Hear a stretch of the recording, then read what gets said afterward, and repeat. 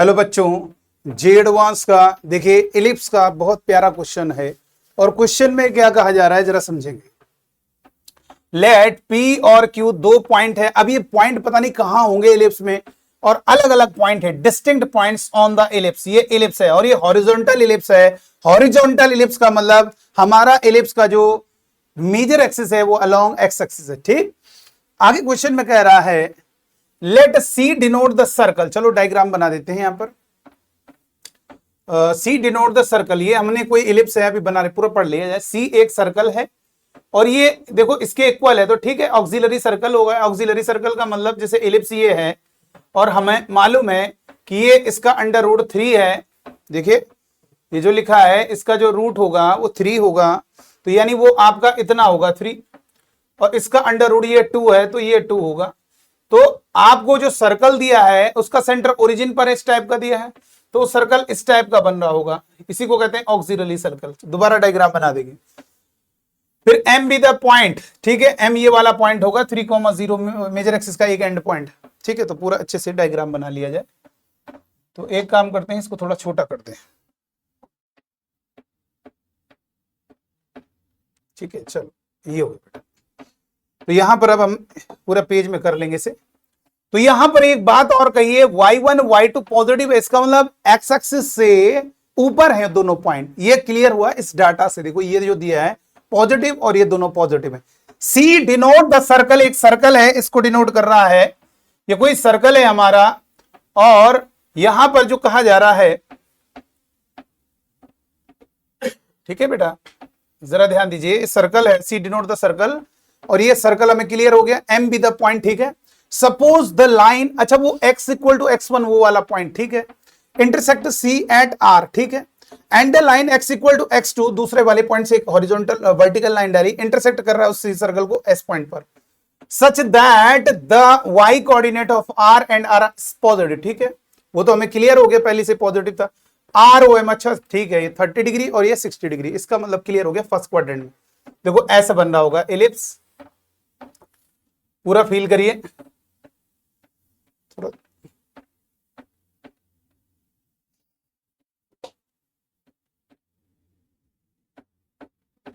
ये हो गया बेटा, ठीक है, ये हमारा इलिप्स है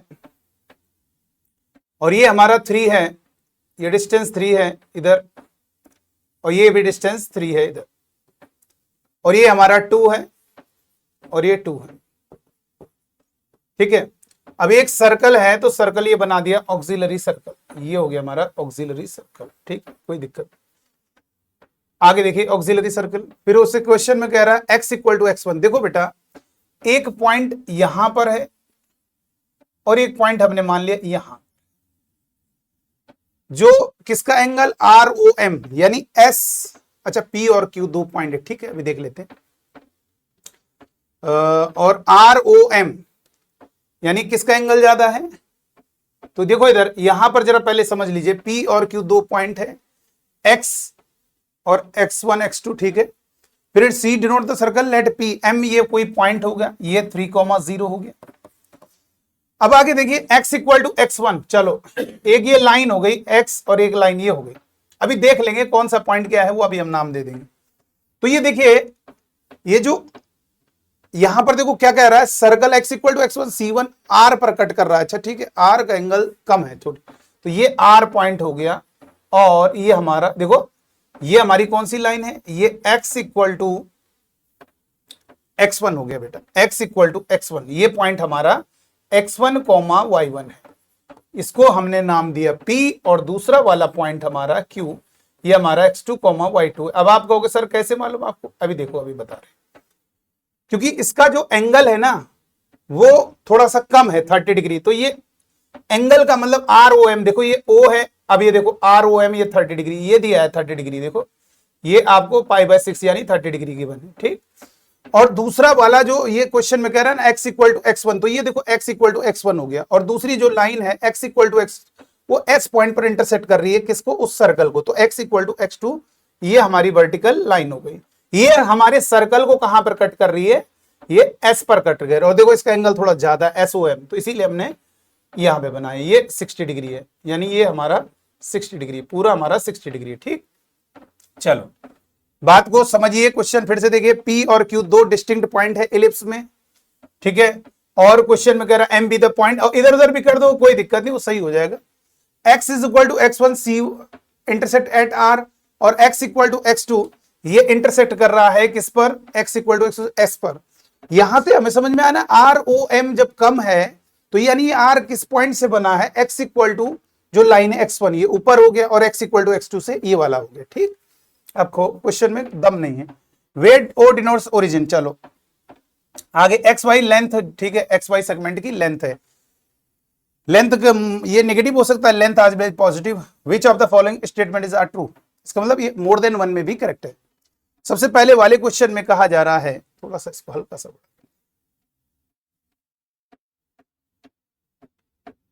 ठीक है, चलो इतना ठीक है। The equation of the line P and Q। अच्छा, इसका मतलब ये हुआ अगर हम P और Q पॉइंट को पता करने में सफल हो गए तो समझ लो इक्वेशन भी आ जाएगी। तो भाई बच्चों वाला है इक्वेशन यार, देखो कैसे, आपको ये थोड़ा सा दिमाग याद होना चाहिए, अगर नहीं पढ़ा है तो ध्यान दीजिए। कोई इलिप्स है मेरे बच्चों, और इलिप्स को, ये कोई इलिप्स की इक्वेशन है, x square upon a square plus y square upon b square is equal to 1। ये हमारा इलिप्स है, और ये हमारी मेजर एक्सिस स्मॉल, ये ए है और ये ए है यानी 2 है। तो इस पर हमने एक ऑक्सिलरी सर्कल बनाया, ये ऑक्सिलरी सर्कल का मतलब इसकी रेडियस ए हो जाएगी बेटा। तो ये जो ऑक्सिलरी सर्कल बना है, ये जो ऑक्सिलरी सर्कल बना है मेरे बच्चों, इसका जो इक्वेशन होगा वो होगा x square plus y square is equal to a square. इस पर कोई भी पॉइंट, इलिप्स पे जो कोई भी पॉइंट होंगे उसके कोऑर्डिनेट, देखो इधर समझ लीजिए, कोई भी पॉइंट लोगे, जरा समझना, ये कोई पॉइंट है, अब बेटा इस पे परपेंडिकुलर डालिए, तो इस परपेंडिकुलर का आगे बढ़ाइए, तो ये वाला जो पॉइंट, जरा ध्यान दीजिए, ये वाला पॉइंट जो एंगल बना रहा होगा ना उसको कहते हैं इसेंट्रिक एंगल। देखो ये हो गया, तो इसकी मदद से इसके कोऑर्डिनेट क्या हो जाएंगे, इसके कोऑर्डिनेट तो a cos theta comma a sin theta होंगे। ये तो सर्कल पे पॉइंट है, तो ये तो समझ में आ रहा है, vertical horizontal a cos theta. और ये वाला जो कोऑर्डिनेट होता है ये भी आपको याद करना है, क्योंकि ये दोनों सेम, ये a cos थीटा दोनों का सेम है, और इसका y coordinate b sin theta होते हैं, पैरामेट्रिक कोऑर्डिनेट होते हैं इलिप्स के। और ये b आपका इसका अंडर रूट से आ जाएगा, और थीटा आपका दोनों में यही इस्तेमाल होगा। पॉइंट अगर सर्कल पर निकालना है, a cos theta comma a sin theta दोनों ए रहेंगे, लेकिन अगर पॉइंट इलिप्स का निकालना है तो यही एंगल काम आएगा, बस यहां लिखना है a cos थीटा, क्योंकि दोनों यार वर्टिकल एक ही पॉइंट पर, तो दोनों का एक्स कोऑर्डिनेट सेम रहेगा, बस y कोऑर्डिनेट में यहां पे b आ जाएगा, ध्यान रखना इस पे b हो जाएगा। चलो तो हो गया। कैसे, ये जो P पॉइंट की कोऑर्डिनेट है, P पॉइंट की कोऑर्डिनेट की बात कर रहे हैं, वो क्या होगा, a कितना है 3, तो 3, और ये कितना होगा cos, यहां पर ये कितना है, ये 3 है ना, a3 सॉरी मतलब थीटा कितना है 30 डिग्री, ये वाला पॉइंट निकालना है, तो 30 डिग्री, और b कितना है, b हमारा 2, इसका अंडर रूट b, और साइन वो एंगल वही होगा 30 डिग्री। तो इसको सॉल्व करोगे तो p के कोऑर्डिनेट हो गए √3/2 यानी 3√3/2, और इसे सॉल्व करोगे तो 1/2, 2 से 2 कैंसिल 1, ये p के कोऑर्डिनेट हो गए। तो यहां से एक बात क्लियर हो गई, x1 हमारा निकल के आ गया। x1 कितना होगा, x1 होगा 3√3/2, यही तो है x1, x equal to x1। जितने भी पॉइंट पास हो रहे हैं सबका x coordinate x equal to x2 है, यहां से पकड़ लिया हमने x इक्वल टू x1, इसका x कोऑर्डिनेट आ गया, और वो x इक्वल टू x1 वाली लाइन भी यही है। चलो ये x1 आ गया, ये पॉइंट तो निकल आया p के। अच्छा इसके भी कोऑर्डिनेट निकाल सकते हो, कैसे, इसे कोऑर्डिनेट r के कोऑर्डिनेट की जरूरत पड़ेगी आगे, क्योंकि यहां पे कुछ ऐसी बातें लिखी गई। चलो ठीक है, तो r के कोऑर्डिनेट क्या होंगे, x कोऑर्डिनेट दोनों का सेम रहेगा, वर्टिकल है, जितने भी पॉइंट इस लाइन पर है सबका x कोऑर्डिनेट, ये लाइन हो गई ना, x इक्वल टू 3√3/2, तो इसका x कोऑर्डिनेट हो गया 3√3/2, ठीक है। और यहां पर ध्यान रखना, यहां पे 3 रहेगा, मैंने बताया ना आपको, अगर पॉइंट सर्कल पर है तो क्या होगा a cos थीटा, और वही रहेगा a sin थीटा, लेकिन अलग इलिप्स में पॉइंट है तो b sin थीटा। a दोनों का क्या है, x कोऑर्डिनेट तो सेम है, अब a यहां पे कितना है, इसकी रेडियस कितनी है 3, तो 3/2 हो गया, r के कोऑर्डिनेट 3/2 हो गया। बेटा ध्यान दीजिए, साइन 30 डिग्री रखोगे ना, a कितना है, a आपका 3 है, साइन 30 डिग्री 1/2, तो ये 3/2 हो गया, r के कोऑर्डिनेट हो गए। चलो क्लियर। पी के कोऑर्डिनेट क्लियर हो गए और आर के भी कोऑर्डिनेट। अब ये हमारा जो क्यू के कोऑर्डिनेट है ये भी क्लियर हो जाएगा। क्यू के कोऑर्डिनेट क्या होंगे? क्यू के कोऑर्डिनेट भी ऐसे होंगे। एंगल कितना यूज हो रहा है? 60 डिग्री। तो ये कितना होगा? a cos, यानी a का मतलब 3 cos 60 डिग्री और b का मतलब 2 sin 60 डिग्री। तो क्यू के कोऑर्डिनेट कितने हो गए? क्यू के कोऑर्डिनेट हो जाएगा ये 1/2, तो ये हमारा होगा 3/2 और ये हमारा हो जाएगा √3/2। रखो 2 से 2 कैंसिल, √3। ये हमारे क्यू के कोऑर्डिनेट हो गए मेरे बच्चों। ठीक है, क्यू के कोऑर्डिनेट मिल गए और आर के कोऑर्डिनेट भी, एस के कोऑर्डिनेट भी तो मिल जाएंगे। तो यहां पे 3 cos 60 a cos थीटा, अब फिर a sin थीटा ही रहेगा। a का मतलब है, a का मतलब वही 3 sin 60 डिग्री, वही होता है बेटा, ध्यान दीजिए। और ये कितना हो गया? एस के कोऑर्डिनेट हो जाएंगे हमारे, ये हो जाएगा 1/2, तो 3/2 और ये कॉमा √3/2 यानी 3 √3/2। ये हो गया मेरे बच्चों। तो ये x इक्वल टू x2 वाला जो पॉइंट है, क्योंकि कोऑर्डिनेट जो x कोऑर्डिनेट है 3/2, ये वाली इक्वेशन हो गई। x इक्वल टू x1 वाली इक्वेशन ये हो गई। ठीक है, चलो ये भी होगी बात clear. x equal to x2, sorry, ये तो x इक्वल टू x1, ये x इक्वल टू x2, ये x2 पॉइंट क्लियर हो गया ना। x2 कितना होगा हमारा? x2 यही तो है q पॉइंट के कोऑर्डिनेट। तो x2 y2 भी क्लियर है, ये हमारा x2 y2 है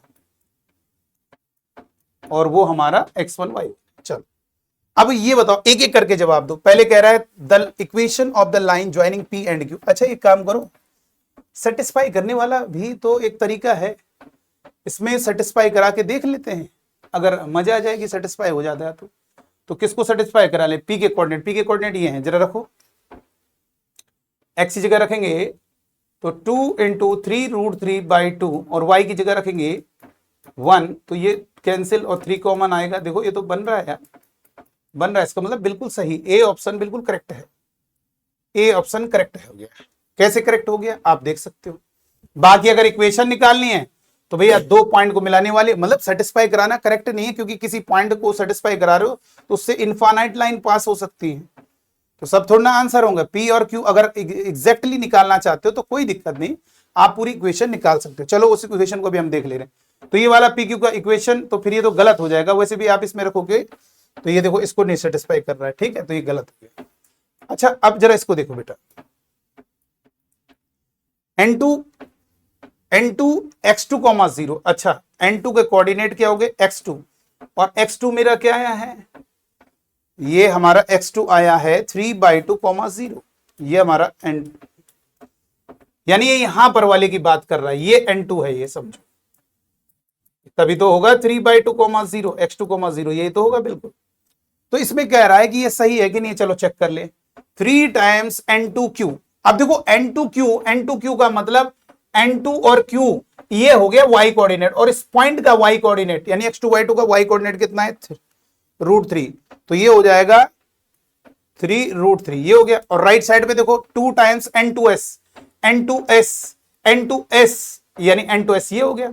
और इस s पॉइंट का कोऑर्डिनेट क्या है? s पॉइंट का कोऑर्डिनेट क्या है? y कोऑर्डिनेट क्या है वो रख दीजिए यहाँ पे, ये है। तो ये हो गया n2s 3 √3/2 और ये तो इक्वल आ रहा है, इसका मतलब ये ऑप्शन बिल्कुल सही है। n1 इसकी बात कर रहा है। x1, 0, x1 इधर ही तो होगा। x1 का मतलब है, x1 कितना आया था? 3 √3/2, 0। चलो ठीक है। अब कह रहा है n1p का मतलब इसका y कोऑर्डिनेट, तो रखो जरा। तो ये हो गया 9 टाइम्स n1p का मतलब क्या है? ये हो गया n1p, इसका y कोऑर्डिनेट। और y1 कितना है? ये है, ये x1 y1 ही तो है मेरे बच्चों, x1 y1 ही है p के कोऑर्डिनेट।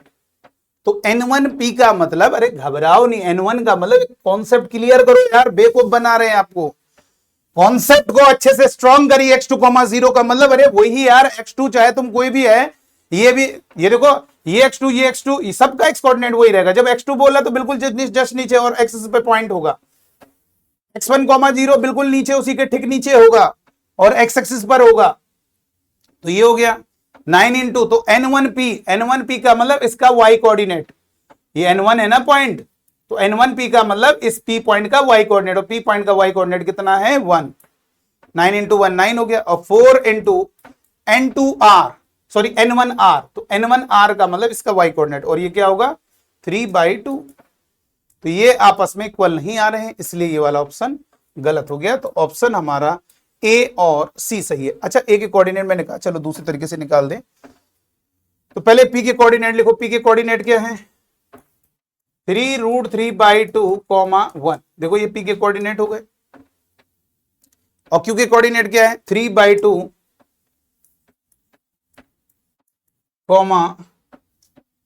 3/2, ठीक है। तो इक्वेशन कैसे निकालोगे? तो आप पहले स्लोप निकाल लीजिए। स्लोप निकालने का क्या तरीका है? किसी एक के नीचे लिख दीजिए, माइनस कर दो। चलो इसके नीचे लिख दो 3√3/2 माइनस कर दीजिए -1।